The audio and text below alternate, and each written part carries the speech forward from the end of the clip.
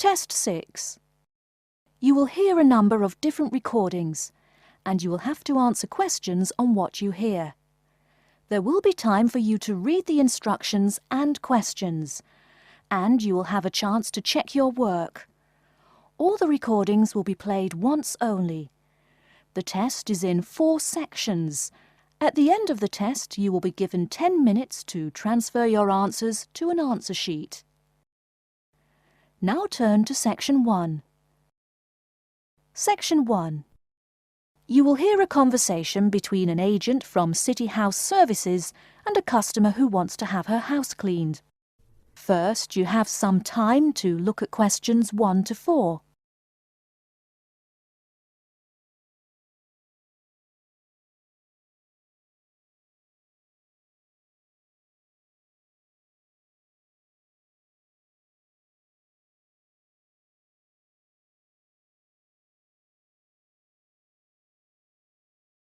You will see that there is an example which has been done for you.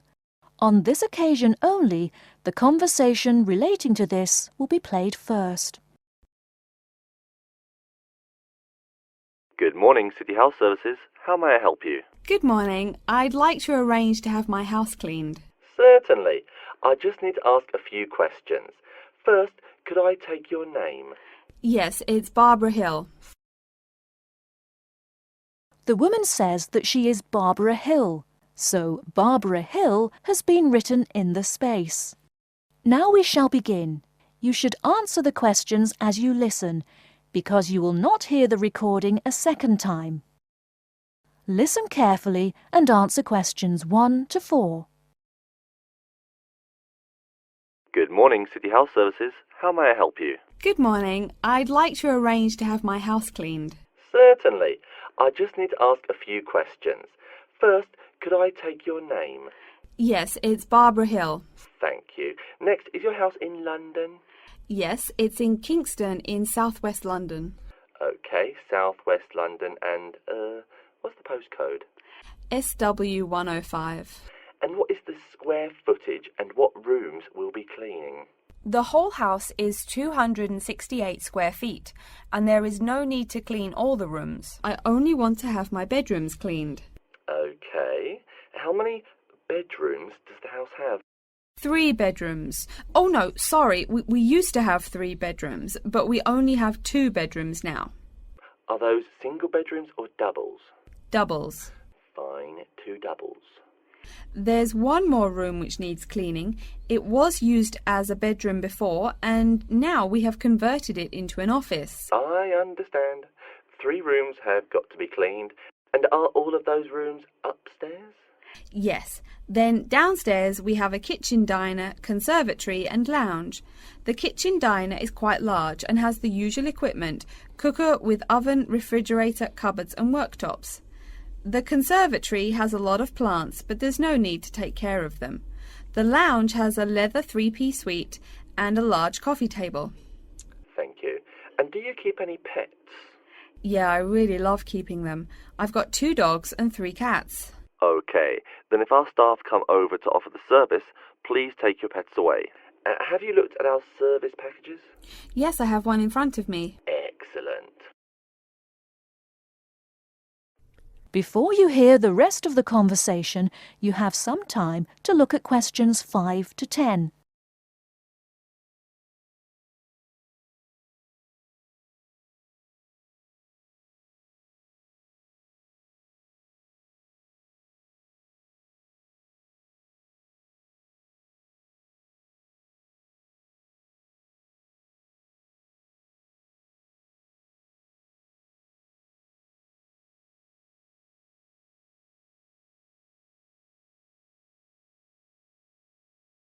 Now listen and answer questions 5 to 10.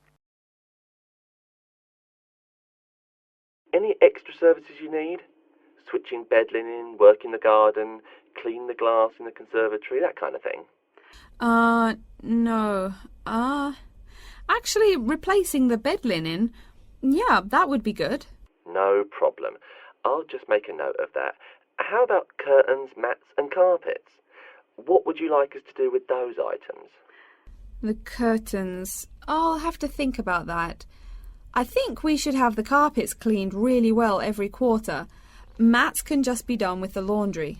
Of course. How about clothes? We can have our staff wash and iron them, or we can have them taken to a dry cleaner. Washing and ironing. No, just ironing. That'll be okay. Okay, fine. I know quite a bit about what you want now. I should let you know that we're located on 12 Amy's Road. That's Amyes.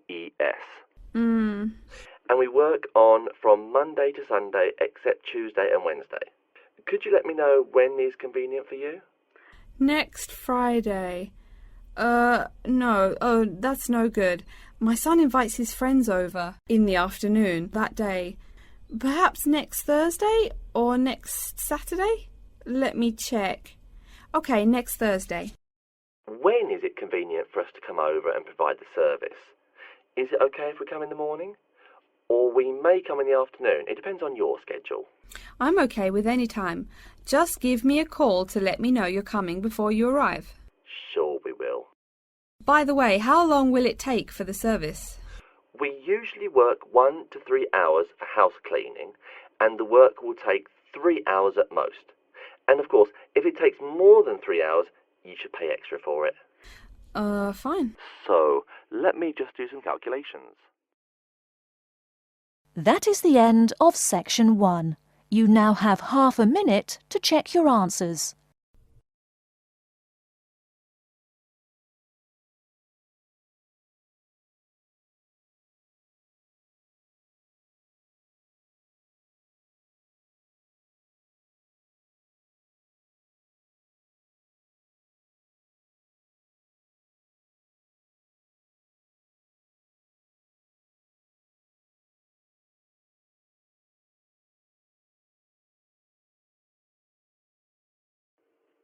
Now turn to section 2.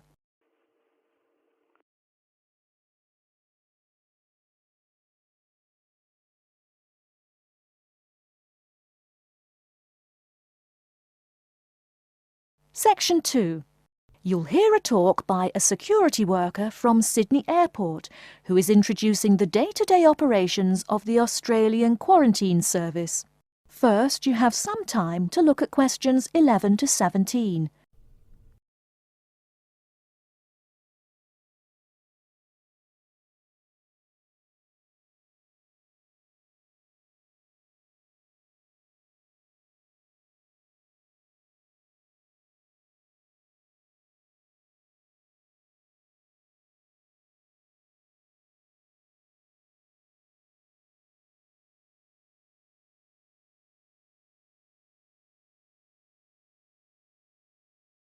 Now, listen carefully and answer questions 11 to 17. Hi everyone and welcome to Sydney Airport. Today I'll be giving you the inside information on the day-to-day operations of the Australian Quarantine Service here. We hope to provide you with a better understanding of why such heavy security regulations are necessary by educating you on how we operate and why we do the things we do. We're not here to try to persuade you to fly through Sydney Airport, though we hope you'll find your experience relatively stress-free and comfortable. First things first, our personnel. Can anyone guess how many people work at Sydney Airport? We have 200 alone working in Terminal 2, so can you guess how many in the whole airport? I heard someone say 360. That's getting closer. What? Did someone say 2,000? That's way too high. Sydney Airport actually employs 440 people. A lot, right? And about half of those employees work in security-related matters. Moving on to our not-so-human employees, let's come and see our favourite pooch, Milton. Milton is our best drug-sniffing dog on the force. He's friendly to most people. You can even come pet him at the end of our tour. Burnouts, beware though. He'll find everything. Notice that even though there are so many of us around him, Milton stays quite calm. This is the precise reason he was chosen for the job. Dogs that are chosen are not predisposed to sniff out different narcotics. That's something we teach them already. So here's a part of the airport most people never notice, the cargo transport terminal. This is where packages are shipped to and from. Normally, we ship around 4,400 packages per month. In this airport alone, over 52,000 packages were shipped in and out over the past year. We ship to and from 170 different countries. Not bad, eh? Probably it will go up to over 72,000 packages this year. And despite over 100 flights in and out of here daily, the number of lost or delayed packages is impressively low. If you send your package through here, rest assured we'll get it where it's going. Let's move on to the area most of us are familiar with, the passenger terminals. In order to be allowed into this area, you must pass through security with your ticket and, if you're travelling internationally, your passport. If you're travelling domestically, you just need a legal form of ID. If you don't have those, you will not be allowed to pass through security and board your flight. During the security scan, your carry-on items will be checked for dangerous items such as weapons, sharp objects, and liquids that exceed our specified limit. If you attempt to pass any of the prohibited items on this list posted at the entrance, you are still allowed to board the plane, but you'll be given a warning and your item will be confiscated. Don't worry, we will not arrest you for having too much shampoo in your bag or anything like that. We also search your carry-ons and parcels for any perishable items. We prohibit the transportation of local vegetation and prohibit parcels containing any insects in them. You may or may not have learnt about this in biology class, but when some plants are introduced to a new environment, they spread wildly and wipe out the current species around it. It is important to control the introduction of new plants into an ecosystem, so we must prohibit the transport of any fertile seeds. So what happens to parcels containing possibly suspicious items? It's of course something we do not take lightly here. If an object passes through the scanner that appears suspicious in any way, it is separated out for manual search by a member of our trained security personnel. If an illegal plant or simple sharp object like a pocket knife is found, it is simply disposed of in our biohazard waste containers, and the package itself is returned to the sender, or passenger if it is for a passenger flight. More serious weapons are reported to higher authorities for investigation. Before you hear the rest of the talk, you have some time to look at questions 18 to 20.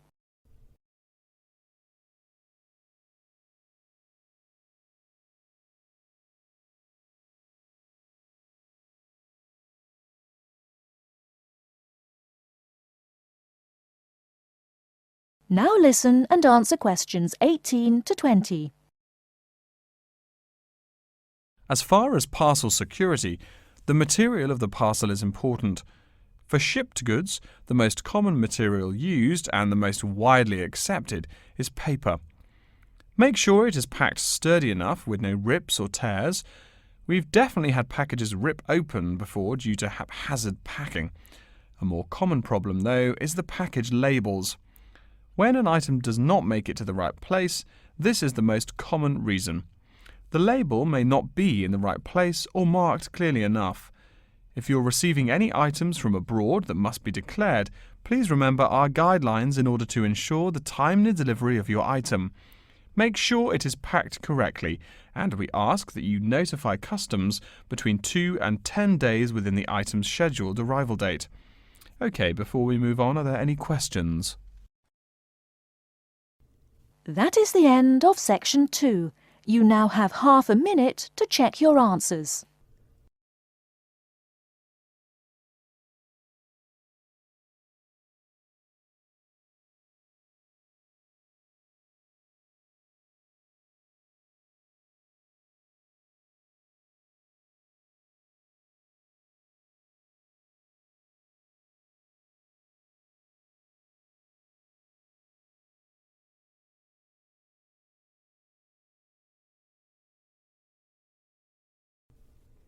Now turn to section 3.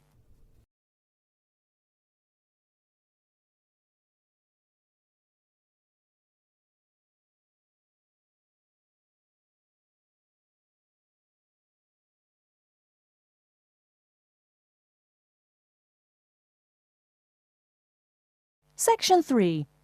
You will hear a librarian called Adam Smith talking to the students about how to use the facilities in the library. First, you have some time to look at questions 21 to 26.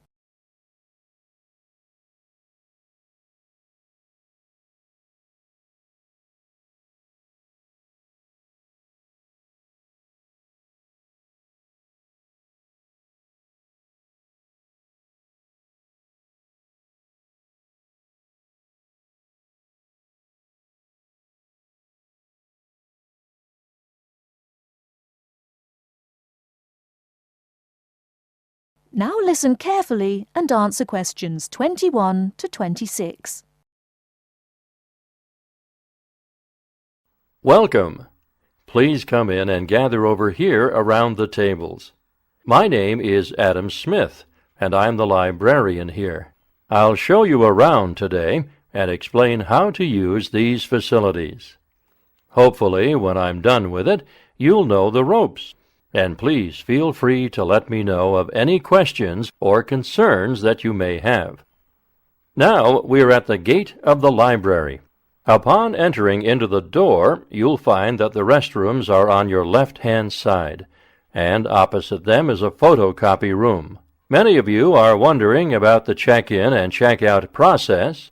What you have to do is go to the circulation desk, which is to the east of the photocopy room. The reading room is a really large area in the center of the library, just to the north of the circulation desk. I'm sure you won't miss it. If you're here to do research, this is where you should bring books to look through. However, if you're here to do any group projects or other interactive activities, I advise you to use one of the study rooms, which are just to the east of the reading room. Moving on to the southeast corner, we have the periodical section, just next to the study rooms.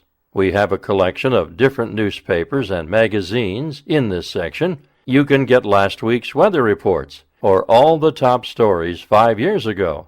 Our periodicals can be traced back 20 years to the time when our school library was built. Our first question, yes. Can we check out magazines from the library? I'm sorry, but you cannot take any periodicals out of the library. You're welcome to read them for as long as you want while you're here, but you cannot check them out. I wonder if there is any place where we can get some food in the library. Do we have a store here? Of course. The Food Service Center is just meters away from the study rooms. It's on the northeast corner as you look at the map. The Food Service Center offers different kinds of snacks, though it's not big. Well, moving on along to the west, you will find the Video Resource Center on your right hand. We have educational videos and documentaries, as well as major motion pictures. We ask that you pay attention to the tag on the video that you pick up, as many of our documentaries are for on-site viewing only and may not be taken out of the library. To the west of the Video Resource Center is our satellite TV station. Here we stream the news from Channel 19 for most of the day. How many channels does it have? It does have nearly 200 channels, but we generally will give top priority to channels with some big events, like presidential addresses or other breaking news. During the coverage of the presidential debate, students will take a break from studying and flock to watch it. Last, but perhaps most important, is the inquiry desk. It's just on the left-hand side when you walk into the library, so it's impossible to miss it. If you have any questions about how to use equipment or where to find something, come and ask the assistant. Don't be shy, because that's what they're here for. Before you hear the rest of the talk, you have some time to look at questions 27 to 30.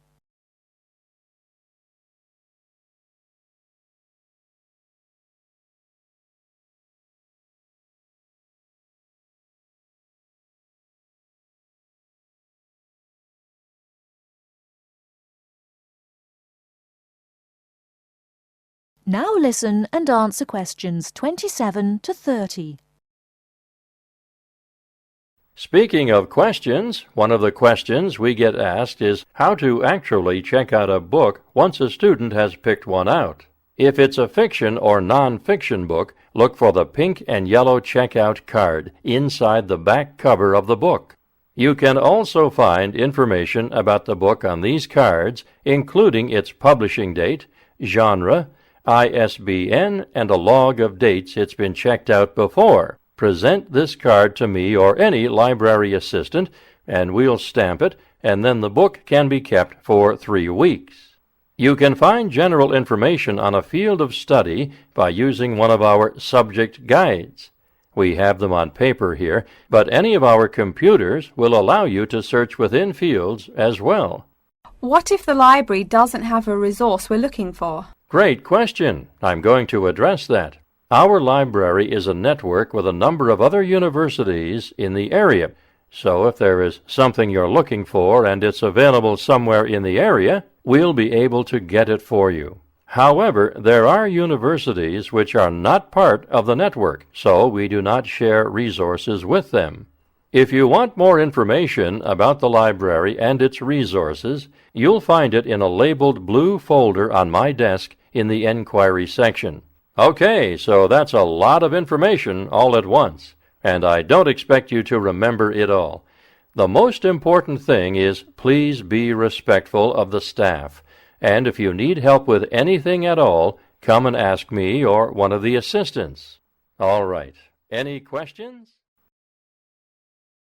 That is the end of Section 3.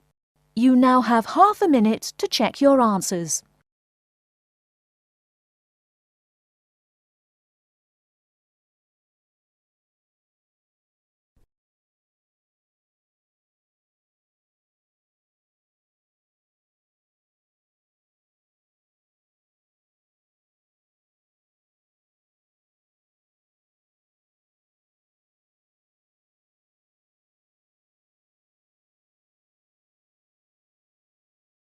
Now turn to Section 4.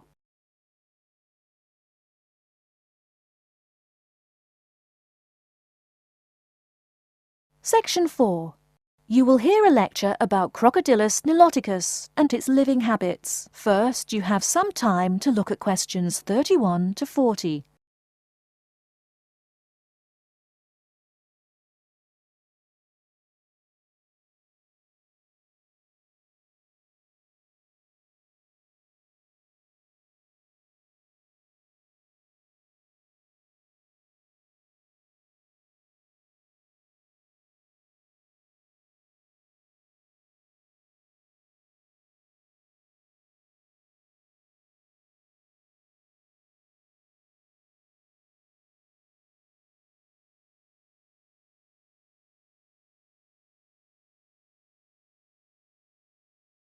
Now listen carefully and answer questions 31 to 40. Good morning. Today we will continue our study of Crocodylus niloticus by talking about its living habits. We've already discussed the evolutionary attributes that set it apart from its crocodile relatives. Does everyone remember that? Yes, it has an extremely narrow snout and 3 or 4 rows of protective scales on its back, as compared to 2 rows on other members of the Crocodylus genus. Let's take a look at how these carnivorous man-eaters live, where they live, and finally, whether they really deserve their vicious reputation. To start, I'd like to address a great question posed to me by a student during yesterday's office hours. We talked about the distribution of crocodiles in Africa and saw that they are highly concentrated in the south and west of the continent. This student noticed that on the map displaying the distribution of crocodiles across Africa, there were no crocodiles in the northern region, and found no mention in the literature of the existence of crocodiles in the north of Africa. Why might there be no crocodiles in North Africa? Let's save this question for later in the lecture. To find out more about the social habits of the African crocodile, one researcher named Tara Shine of the University of Ulster in Northern Ireland conducted a survey of the wetlands in Mauritania and received reports of 46 crocodiles living in one group, or float as we say when referring to crocodiles, though the usual number is a little less than half of that. In general, crocodiles are more highly concentrated in wet subtropical environments near bodies of water and rich vegetation. While South American crocodiles thrive in cool rainforests, the African crocodile is more equipped for heat. Though they can survive at the hot temperatures found in some deserts, they are not equipped to handle dry climates and thus cannot survive in places like the Sahara Desert of North Africa. As cold-blooded animals, crocodiles' core temperatures fluctuate from their average of 38 degrees Celsius as external conditions change. Thus, they need to avoid extreme temperatures. Others live an underwater life, keeping a body temperature close to that of the water. As their own unique method of regulating their body temperatures, some African crocodiles have made dens by digging holes in the ground to provide themselves with a cool, dark place to retreat from the hot African sun. Speaking of the hot African sun, let's go back to the question asked at the beginning of the lecture. We know that there used to be crocodiles in northern Africa, yet today there are none. What are some possible explanations for this? Some students have suggested that the African crocodile has evolved from a desert creature into a wetland creature, thus causing them to migrate south for more appropriate conditions. Others presume that the crocodile was hunted out of northern Africa by a fiercer predator. While these are intelligent guesses, the real story is a little bit different. The key to this migration is that the Sahara Desert did not always cover the north of Africa. About 8,000 years ago, the land was fertile wetlands, perfect for breeding crocodiles. Over time, though, the area dried out and the wetland slowly turned to desert, leading the African crocodile to migrate south to the marshlands they call home today. Some crocodiles did, however, adapt to living in dry conditions. In Mauritania, some crocodiles have learned to survive in an area where they can go up to 8 months with no water, by spending the driest of times in what's called a torpor, or short period of hibernation. To utilize every bit of rainfall, these desert crocodiles dig underground caves that collect runoff, thus staying cool and hydrated. During the mating period in November and December, males attract females to their viciously protected territory through a number of behaviors that range from snapping their jaws all the way to sending infrasonic pulses through the water. Afterwards, the female digs a hole up to 60 centimeters in depth to store the eggs for an 80-day incubation period. The female protects these eggs during the period, and sometimes even helps crack the eggs with her snout at the end. These teeth-gnashing carnivores are softer than we think. Although these vicious creatures have attacked humans on a few occasions, the residents are not afraid of them. In fact, they show a great deal of reverence towards these wondrous creatures. Some say that crocodiles bring water to their habitat, so if they leave, they will bring the water with them. Obviously, this is not true, but it demonstrates the admiration the inhabiting people have for crocodiles. Generally, crocodiles do not predate on humans. They attack when humans populate the crocodile's habitat, instilling fear and uneasiness in the crocs. Like any other species, crocodiles are known to attack when feeling fear. There's still a lot more to be discovered about the African crocodile. Researchers want to know more about the population size, how many crocodiles inhabit Africa in all, how they form separate floats, etc. There is still also much to learn about migration patterns and relations to other populations of crocodiles now found in other parts of the world. Next time, we'll examine a few specific case studies of crocodile populations in southern Africa. That is the end of section 4. You now have half a minute to check your answers.